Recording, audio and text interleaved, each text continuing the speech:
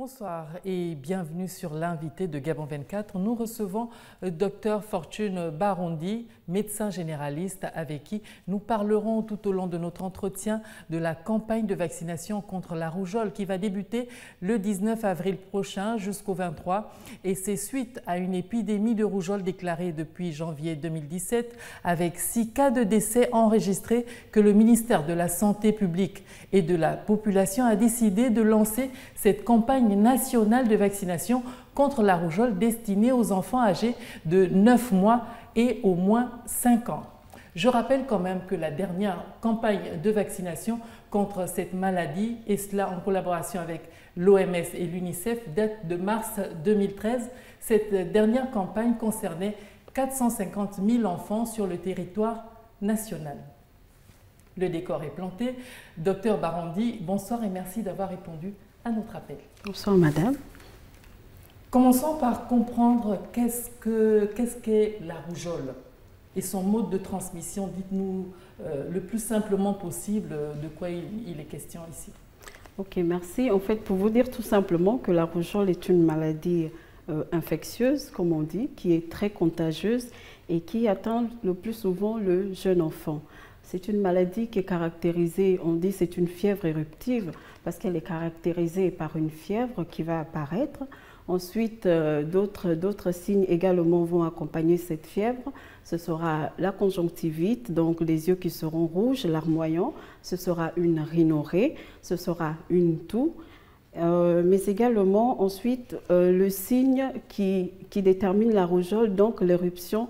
L'éruption, donc ces macules ou ces boutons qui vont apparaître sur le corps de l'enfant, d'abord sur le visage, ensuite avant de se propager sur le reste du corps. Donc voilà, et pour dire également que cette maladie qui est la rougeole est une maladie qui entraîne le plus souvent des complications qui peuvent aussi aller au décès de l'enfant. Docteur Barondi, quelles sont les personnes qui peuvent être exposées dans ce cas-là? Les personnes exposées à la rougeole, ce sont des personnes vulnérables. Donc, pour dire les personnes qui n'ont pas été le plus souvent immunisées ou protégées. Donc, le plus souvent, les enfants non vaccinés qui sont les personnes exposées. C'est vrai qu'on en a d'autres, hein, des personnes, comment dirais-je, des femmes, mais toujours, des femmes enceintes par exemple, mais toujours dont le statut n'a pas été protégé, le statut vaccinal n'a pas été complété. Voilà. C'est quoi une épidémie ou encore, quand peut-on parler d'épidémie? Il faut dire que l'OMS définit l'épidémie dans le cadre de la rougeole comme étant une augmentation de cas. Mais la définition que nous avons pour déterminer que nous sommes en épidémie, nous partons dans l'unité qui est le département sanitaire. Donc l'OMS indique que nous sommes en épidémie lorsque nous avons atteint 3 cas de rougeole dans un département et dans une période de 1 mois. Vous pouvez nous rappeler justement le rôle du ministère de la Santé? L'un des rôles du ministère de la Santé, c'est de pouvoir assurer donc la protection de cette population en maintenant cette population dans un état de santé qui soit acceptable. Docteur Barondi, pour la compréhension de tous, combien de décès doit-on enregistrer au Gabon pour que le ministère en charge de la santé publique puisse réagir face à une pandémie? Bon, il faut dire que on n'a pas un chiffre en termes de décès, mais un décès, c'est déjà un décès de trop. On ne doit pas attendre les décès pour pouvoir réagir par rapport à une épidémie. Ne peut-on pas faire dans la prévention pour minimiser les risques? Bien sûr, c'est pour cela que le ministère de la Santé organise cette campagne de vaccination contre la rougeole. Parce que nous avons, c'est vrai que nous avons des cas de... Nous avons des épidémies, mais nous avons des départements qui ne sont pas encore en épidémie. Tout le pays ne s'est pas embrasé en termes d'épidémie. Donc nous allons vacciner tout le pays pour éviter la progression vers les départements non touchés. Nous savons que la couverture vaccinale contre la rougeole au Gabon est d'environ 70% selon nos sources, au lieu de 90%. Pourquoi? Bon, il faut dire que plusieurs raisons expliquent la non-vaccination ou encore l'abandon de ces enfants à la vaccination. C'est vrai que lorsque vous regardez les premières couvertures, donc lorsque l'enfant naît et que cet enfant est vacciné au niveau de la maternité, nous avons des couvertures vaccinales du BCG qui est le premier vaccin à la naissance avec un autre vaccin qui est le VPO, on dit VPO 0, on est de l'ordre de 96%. Ensuite, plus l'enfant grandit, donc va vers l'âge d'1 an, nous avons des abandons. Donc plusieurs causes, plusieurs raisons expliquent cela.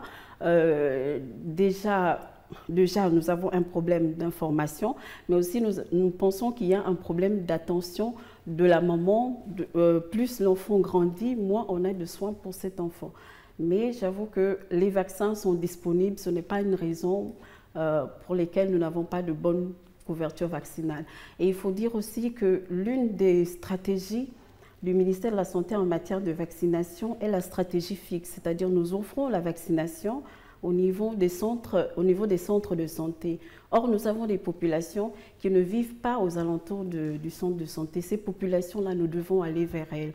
Donc, cette stratégie, on l'appelle une stratégie avancée. Et là encore, nous avons la faiblesse au niveau de la mise en œuvre de ces stratégies-là. Aller vers les populations pour pouvoir offrir la vaccination aux populations. Et pour dire aussi que les parents, des fois, ils ne voient pas l'intérêt d'apporter un enfant au centre de santé, un enfant qui n'est pas malade. Donc, il va falloir expliquer le bienfait de la vaccination pour que ces parents adhèrent et reviennent le plus souvent dans nos hôpitaux. Si par exemple, une femme enceinte est atteinte de rougeole, peut-elle le transmettre à son bébé?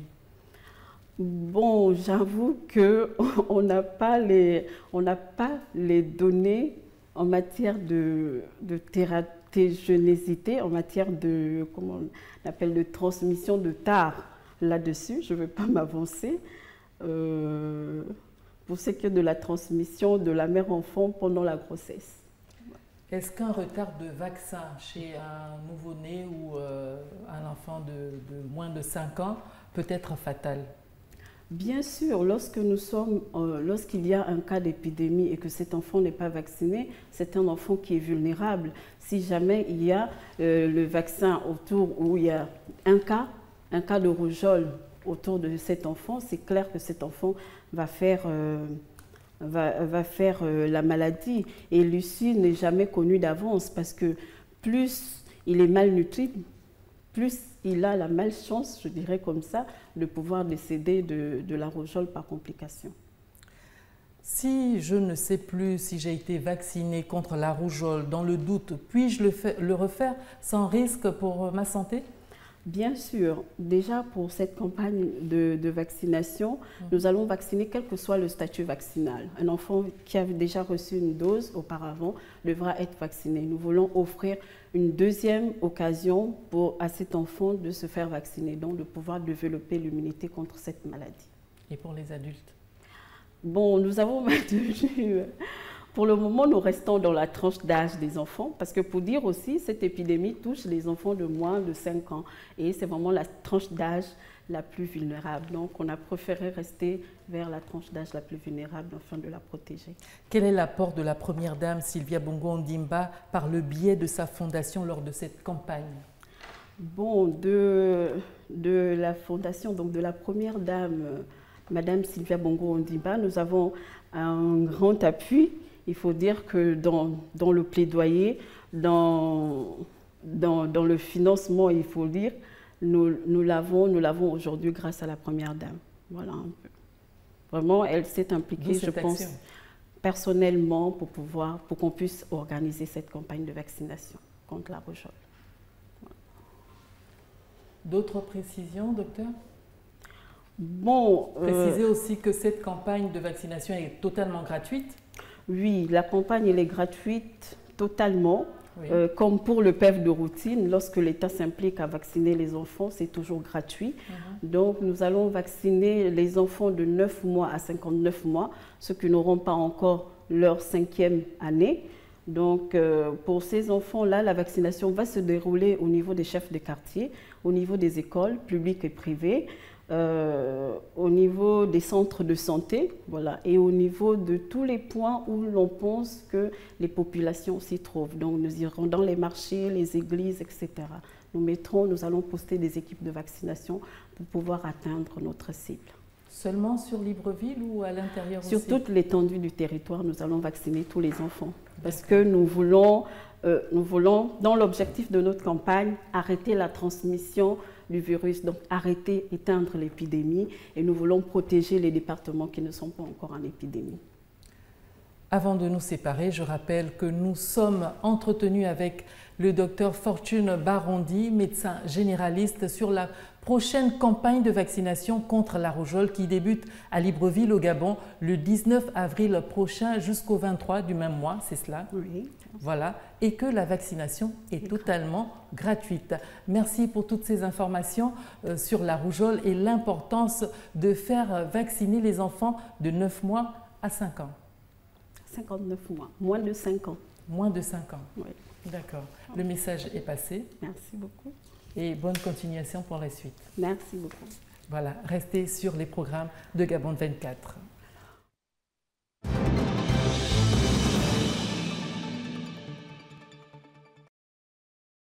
Maman, chroniqueur sur RFI et humoriste fort talentueux, passe pour la première fois derrière la caméra pour Bienvenue au Gondwana.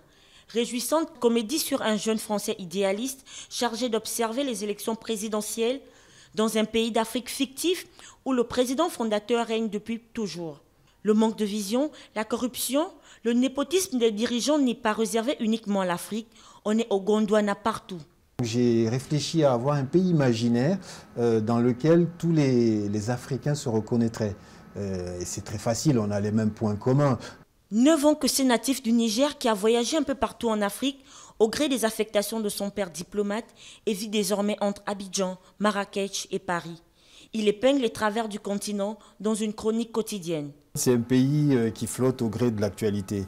Et aujourd'hui, quand on dit manque de démocratie, manque de liberté d'expression, népotisme, détournement de fonds, emploi fictif, on ne voit pas tout de suite la tête d'un Africain. Hein.